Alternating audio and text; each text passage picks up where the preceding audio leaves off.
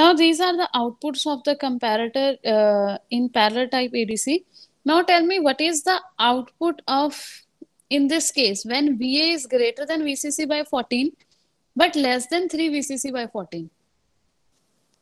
Tell me the output of comparator 1 in this case.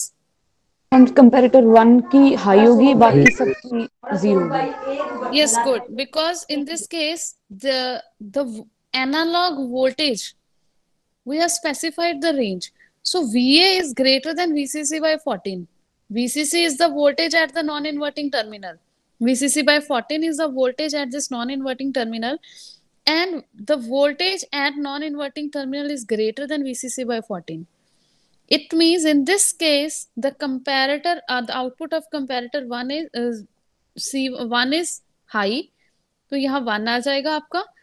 But if you will see in this case, the value of VA is still less than 3 VCC by 14. It means non-inverting terminal की voltage ही ज़्यादा है. So आपका इस comparator का output भी low होगा, तो बाकियों का भी low ही होगा. Now tell me the third case.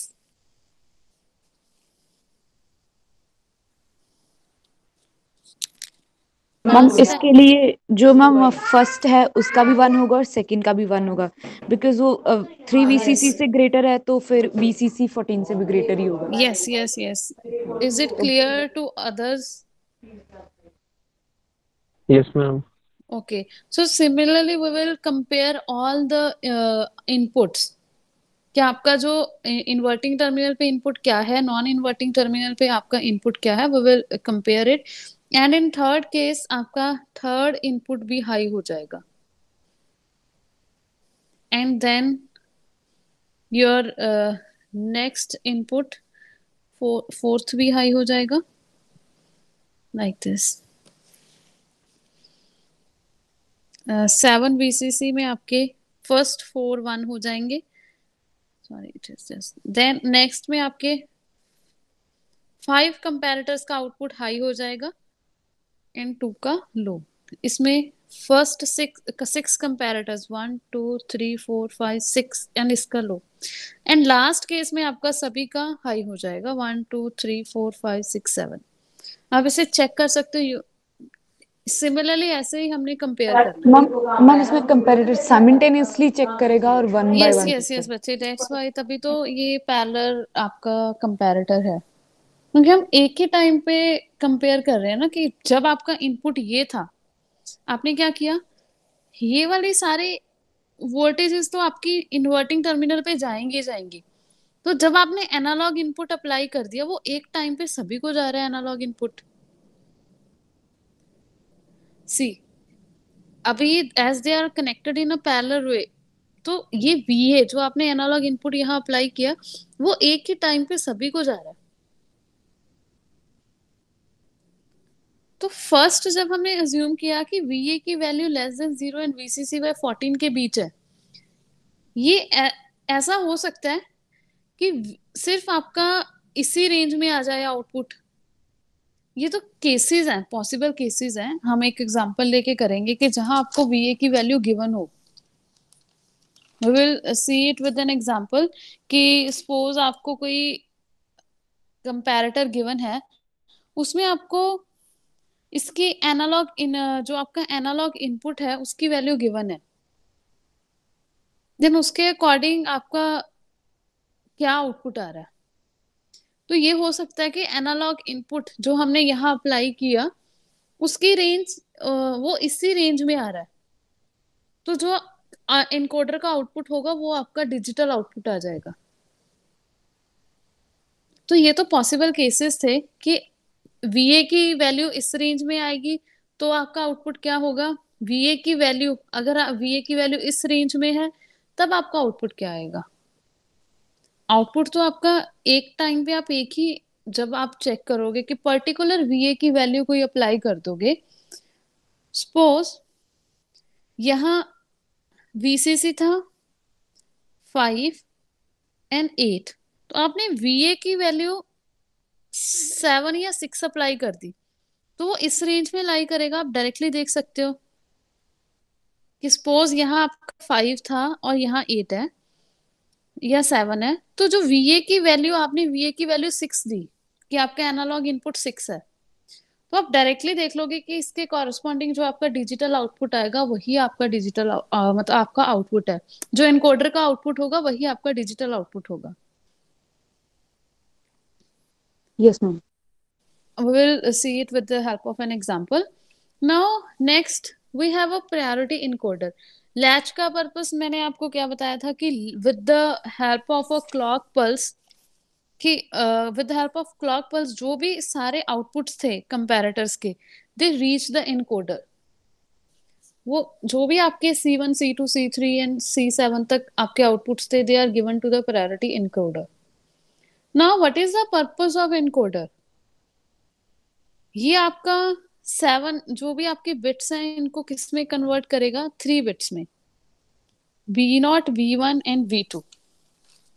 यही पर्पस होता है आपका इनकोडर का।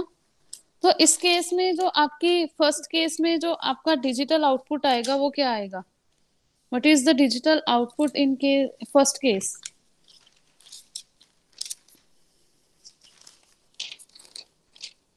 As all bits are zero, zero तो जीरो ही तो ये होगा। किसको कॉरस्पॉन्ड कर रहा है? सी, हम जीरो। इनकोडर को कैसे चेक करते थे? अगर सारी बिट्स जीरो हैं तो ये किस वैल्यू को कॉरस्पॉन्ड कर रहा है? जीरो को। तो यहाँ जीरो हम ऐसे लिखते हैं। Now in this case first output is 1, C1 is 1, means ये इसकी वैल्यू क्या है? 1 है। तो 1 को हम कैसे लिखते हैं? 0 0 1, ऐसे ही लिखते हैं। Yes ma'am. Then we have 2, यहाँ पे आपका क्या है? 2, तो 2 को आप zero 0 one 1 0। Zero. Then we have 3, तो 0 1 वन 1। वन। इस केस में आपका 4 है, 4 बिट्स हाई है, तो इस केस में 1 0 0। एंड इन दिस केस आपकी 5 बिट्स हाई है, तो ये 1 0 1। In this case 6 1 1 0 and in this case 7 it is 1 1 1। आपके इनकोडर्स की बहुत डिफरेंट डिफरेंट टाइप्स होती हैं। जैसे आपने कोई इनकोडर किया होगा, उसमें क्या होता है कि सारी बिट्स आपकी जैसे 7 ही होती है, उसमें सिर्फ पर्टिकुलर C7 वाला 1 होता है और आपको पता चल जाता है कि ये 7 है। सो ये भी आपका इनकोडर ही है। So there are different different types of encoders. So in this way we can convert an analog input into a digital output. So this is your digital output. Is it clear? It's very simple. जो आपका parallel type का ये है ADC, it is the simplest ADC.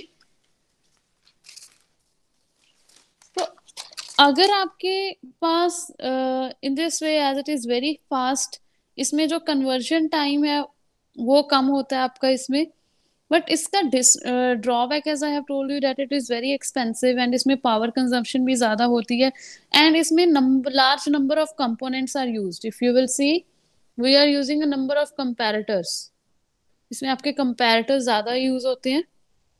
सो इसमें जो next लो point, resolution मतलब yes लो, मतलब then after that जो आपका इसमें अगर 7 कंपैरेटर्स आप यूज कर रहे हो, इस पे एट टाइम्स क्वेश्चन आ जाता कि अगर आपके 7 कंपैरेटर्स यूज हो रहे हैं, जैसे हमने अभी 7 कंपैरेटर्स यूज किए थे, तो आपकी डिफरेंट डिफरेंट एडीसीज होती हैं। ये नहीं होता कि आपने सारी एडीसीज आपकी यूजिंग 7 कंपैरेटर्स ही डिजाइन हो रही है। We can design ADC using 3 comparators also, तो वो आपका 2 बिट एडीसी होगा। अब जो आपका 7 कंपैरेटर वाला एडीसी है, इसमें आपके कितने कॉम्बिनेशंस हुए? 8 कॉम्बिनेशंस मिले आपको, स्टार्टिंग फ्रॉम 0 to 7। हमारे पास 0 to 7 जो आउटपुट के कॉम्बिनेशंस थे, 0 to 7 आपको 8 कॉम्बिनेशंस मिले। इट मीन्स ये आपका 3 बिट्स आए आपके 0 टू, जब आपके 8 कॉम्बिनेशंस होते हैं 2⁻3, तो ये कितना बिट आए आपके, कितनी बिट्स आपकी यूज हुई? 3 बिट्स आउटपुट में। तो इस एडीसी को हम बोलते हैं 3 बिट एडीसी। कि अगर आपने 3 बिट एडीसी बनाना है तो उसमें आप कितने कंपैरेटर्स यूज करोगे? 7 कंपैरेटर्स। क्या आपको ऐसा गिवन, आपको ऐसा क्वेश्चन आ सकता है कि design a 3 bit ADC? Then उसमें आप कंफ्यूज हो सकते हो कि इसमें कितने आपके कंपैरेटर्स यूज होंगे। नाउ टेल मी कि अगर आपने 2 बिट एडीसी डिजाइन करना है, if you want to design a 2 bit ADC, then आपके कितने कंपैरेटर्स यूज होंगे? Try it. कितने कंपैरेटर्स आपके यूज होंगे if you want to design a 2 bit ADC? 2 bit ADC means 2 raised to power 2 means 4 combinations. आपके 4 combinations होंगे। 4 combinations किसके? like 0 0 0 1 1 0 1 1 like this। Yes ma'am. तो 4 means आपके 2 3 bits, इसमें आपकी bits कितनी यूज हुई? 2 bits यूज 2 हुई। तो यस, इसमें कंपैरेटर्स आपके कितने आएंगे? 3। 3 कंपैरेटर्स आएंगे। तो जब आपने सर्किट डिजाइन करना है उसमें आप 3 कंपैरेटर्स यूज करोगे। ओके, क्लियर हो गया? तो इसमें एक एग्जांपल भी है, if you want to see कि इसमें 3 बिट वाली एक एग्जांपल है। See this is your, just try it. इसे ट्राई करना, हो जाएगा। नहीं हुई then I will tell you in the class. कल मुझे इसका आंसर बताना। Just note it down. You have to tell me the output V0 and V1, digital output in this case. This is your for आपकी कौन सी है ये? 2 bit ADC है। This is your 2 bit ADC and we have used 3 comparators in this case. Here same we have applied analog input at the non-inverting terminal. Value of resistors is given to you. VCC, the value of VCC is 3 volt. Just note it down and tell me the answer in the next class. It's very simple.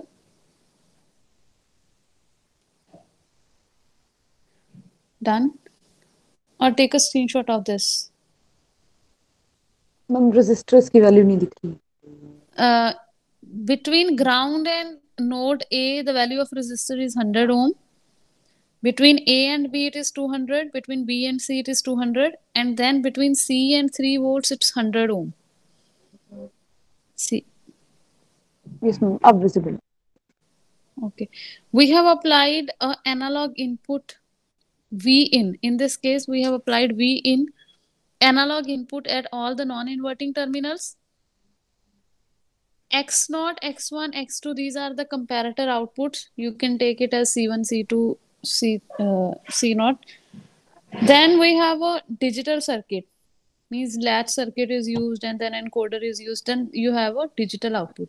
You have to tell me the value of this output. क्या आपका सभी cases में V0 and V1 की value क्या आएगी in all the 3 cases? 4 cases.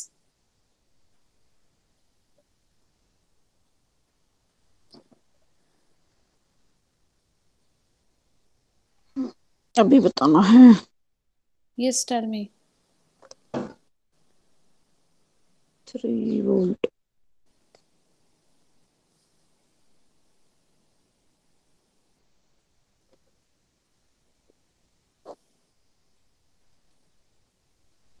Hundred 200 300।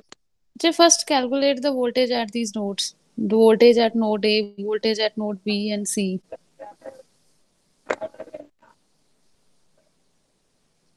Eight node A What is the voltage at node A? 3V into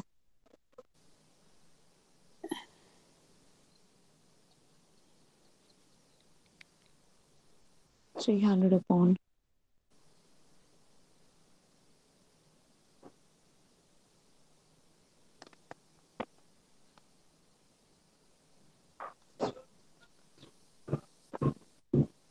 It is 3 by 6. The voltage at node is A is 3 by 6 or 1 by 2.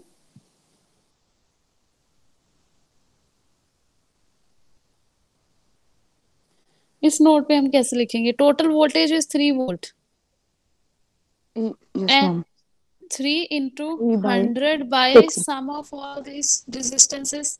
It is 600. right? So it is 3 into 1 by 6. In this case, it is 3 into 3 by 6. We can write it like this. ये आपका 9 by 6. 9 by 6. Same in next case, it is 15 by 6. आपका ये आएगा, ये range आ जाएगी आपकी इस node पे, नोड बी पे, नोड सी पे. ट्राई करना. I will ask you tomorrow in the class. Take your time and solve it. Now you can leave. If you have any questions, you can ask me.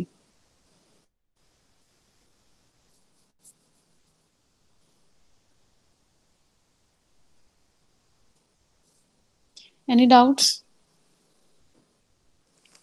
No ma'am. Okay, you can leave. Ma'am notes ma'am send कर देना. Okay, okay. Thank you, ma'am.